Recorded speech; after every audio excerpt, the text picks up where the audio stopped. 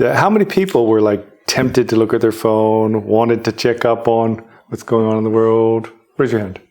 Be honest. The first day. First day. Well, it doesn't matter. Anytime. It doesn't matter. You did. You did look at your phone. No, I didn't. Oh, you didn't. Oh, wow. Yeah, all day. When I went into retreat, I think the iPhone 1 had just come out. And so smartphones hadn't taken over the world. There's people still had this, what's it called? Blueberry, right? Blackberry, sorry. Blueberry. I didn't have one of them either.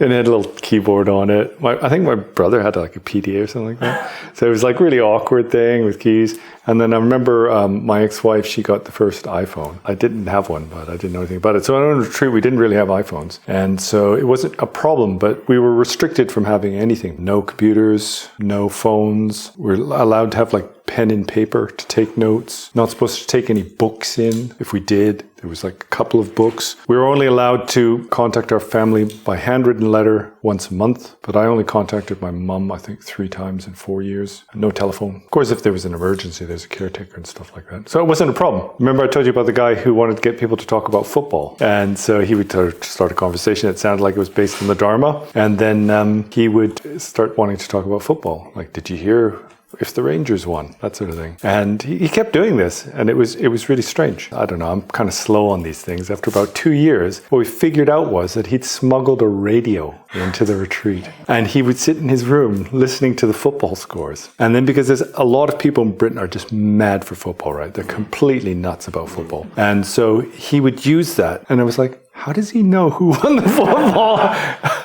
And he would tell things about going on in the news. And I thought it was the caretaker was passing information to him. Akram Rinpoche would visit us once a year and before he went to Tibet every year. And he's usually like an old fatherly figure and really sweet. And he came in, he was really stern. He said, "You come here into retreat to practice. You made a commitment not to be distracted by the outside world. So we have all kinds of rules. These rules aren't just so you behave yourself. It's because you want to achieve awakening," right? He was going on like this. I thought, what's this all about? And after all, he said, "I heard someone in this retreat has got a radio.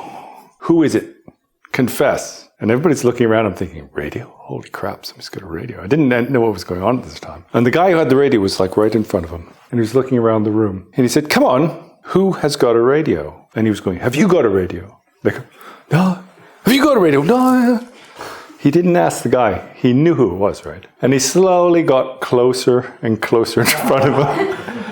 In the end, he said, "So none of you are going to confess, you coward."